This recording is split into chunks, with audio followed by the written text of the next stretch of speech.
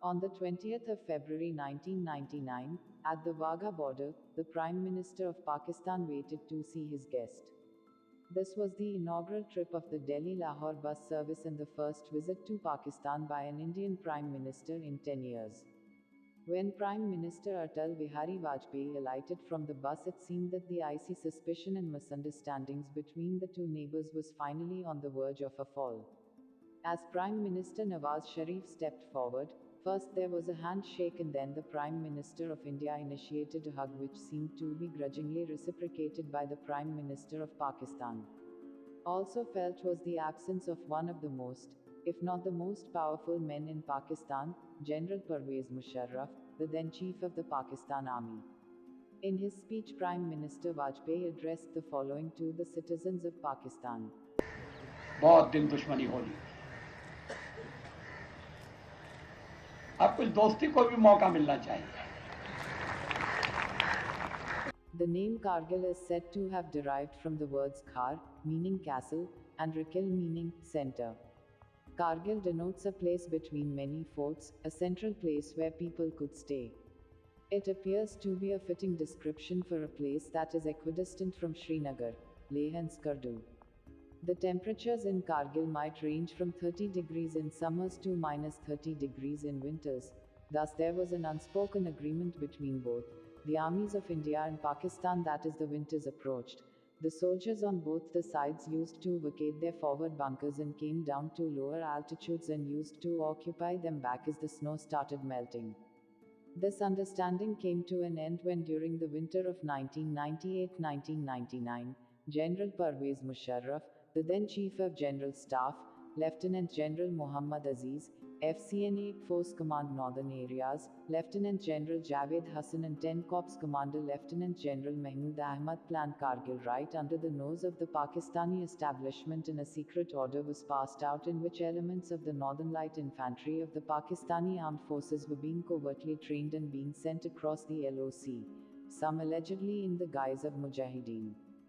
The infiltration was codenamed Operation Badr. Its aim was to sever the link between Kashmir and Ladakh, and cause Indian forces to withdraw from the Siachen Glacier, thus forcing India to negotiate a settlement of the broader Kashmir dispute.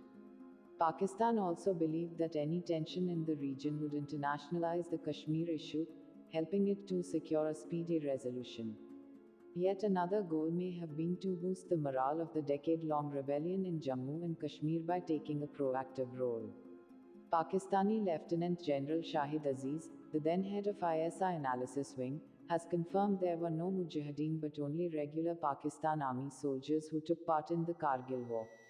There were no Mujahideen, only taped wireless messages, which fooled no one.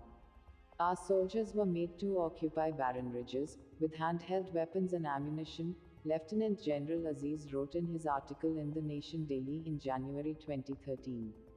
Some writers have speculated that the operation's objective may also have been retaliation for India's Operation Meghdut in 1984 that seized much of Siachen Glacier. According to India's then Army Chief Ved Prakash Malik, and many scholars, much of the background planning, including construction of logistical supply routes, had been undertaken much earlier. On several occasions during the 1980 and 1990, the army had given Pakistani leaders Zia-ul Haq and Benazir Bhutto similar proposals for infiltration into the Kargil region, but the plans had been shelved for fear of drawing the nations into all-out war. Some analysts believe that the blueprint of attack was reactivated soon after Pervez Musharraf was appointed Chief of Army Staff in October 1998, who had previously been a commando in the infamous SSG when Operation Meghdut happened. Unbeknownst to Prime Minister Vajpayee and possibly even to Nawaz Sharif, as India and Pakistan were announcing to the world the beginning of a new era in Indo-Pak relationship, Pakistan's Northern Light Infantry had already occupied 132 Indian posts across the line of control in an area of about 130 square kilometers. In the last days of April 1999, Tashi Namgyal and two others from a nearby tiny village took their flock of sheep up to the Banju heights near Kargil, and luckily they were carrying a high-powered binocular along with them.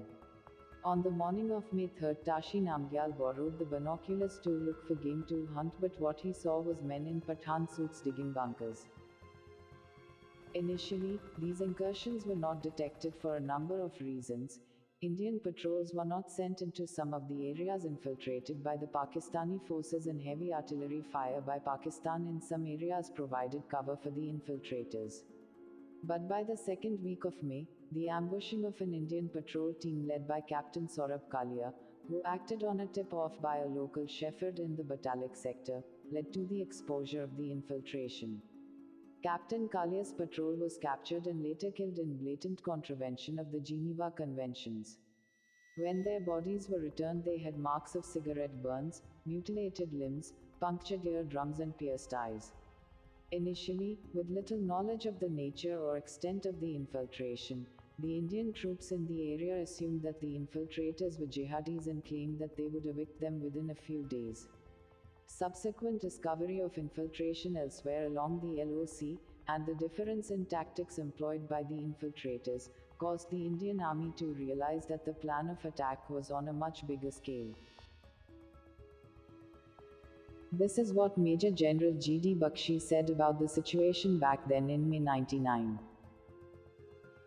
Initially, we thought it was just the infiltrators, the Mujahideen. But then, as we started launching a series of probing attacks, we found that it was not the Mujahideen, it was the regular Pakistan army. Once it was unraveled that the intruders were none other than regular Pakistani soldiers, Prime Minister Vajpayee firmly announced. हम शांति चाहते हैं, ये तो दुनिया ने देखा। अब दुनिया ये देखेगी कि हम शांति की रक्षा के लिए और अपनी शक्ति का भी प्रदर्शन कर सकते हैं। The government of India responded with Operation Vijay, a mobilization of 200,000 Indian troops. However, because of the nature of the terrain, division and corps operations could not be mounted. Subsequent fighting was conducted mostly at the brigade or battalion level. In effect, two divisions of the Indian Army, numbering 20,000, plus several thousand from the paramilitary forces of India and the Air Force, were deployed in the conflict zone. The total number of Indian soldiers that were involved in the military operation on the Kargil Dras sector was thus close to 30,000. The number of infiltrators, including those providing logistical backup, has been put at approximately 5,000 at the height of the conflict. This figure includes troops from Pakistan-administered Kashmir who provided additional artillery support. 5, 4, 3, 2, 1, fire.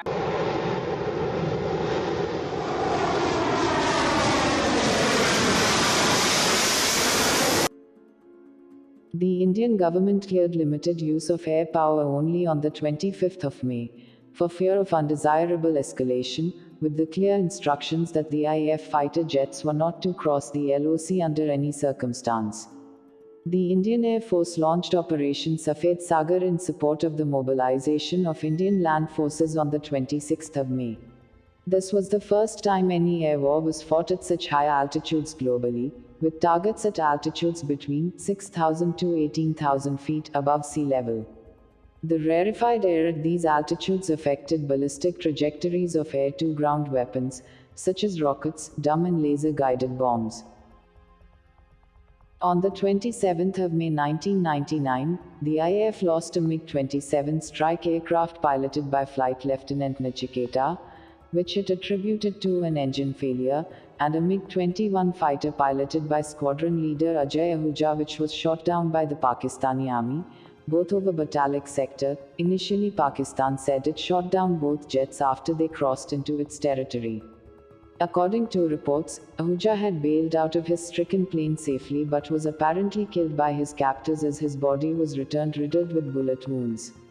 One Indian helicopter was also lost due to stingers.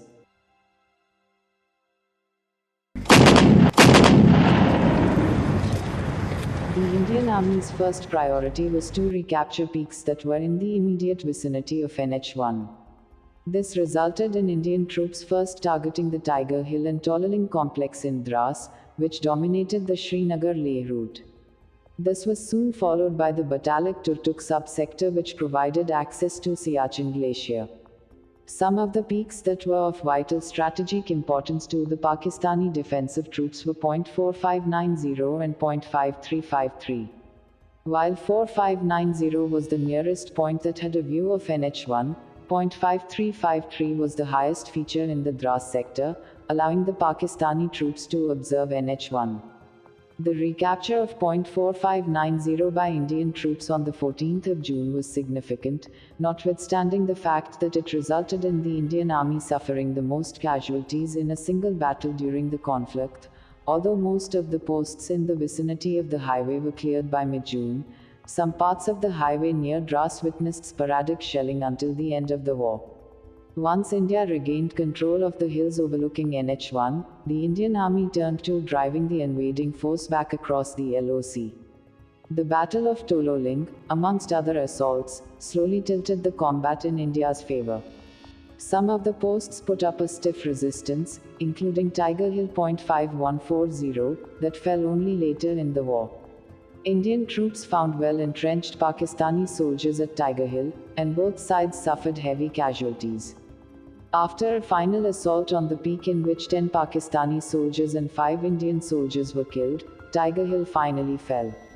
A few of the assaults occurred atop hitherto unheard of peaks, most of them unnamed with only point numbers to differentiate them, which witnessed fierce hand-to-hand combat. As the operation was fully underway, about 250 artillery guns were brought in to clear the infiltrators in the posts that were in the line of sight. The Bofors field howitzer played a vital role, with Indian gunners making maximum use of the terrain. The Indian Army launched its final attacks in the last week of July in coordination with relentless attacks by the IAF, both by day and night, in their totally successful Operation Safed Sagar. As soon as the Dras subsector had been cleared of Pakistani forces, the fighting ceased on the 26th of July. The day has since been marked as Kargil Vijay Divas, Kargil Victory Day in India. In the wake of its successive military defeats in Kargil, diplomatic isolation in the international arena, its precarious economic situation, and the mounting international pressure, the Pakistani establishment was compelled to negotiate a face-saving withdrawal from the residual areas on the Indian side of the LOC, thereby restoring the sanctity of the LOC, as was established in July 1972 as per the Simla Agreement. A number of Indian soldiers earned awards for gallantry. 4 PVC and 11 MVC were awarded. Pakistan Army losses have been difficult to determine. Pakistan confirmed that 453 soldiers were killed. The US Department of State had made an early, partial estimate of close to 700 fatalities.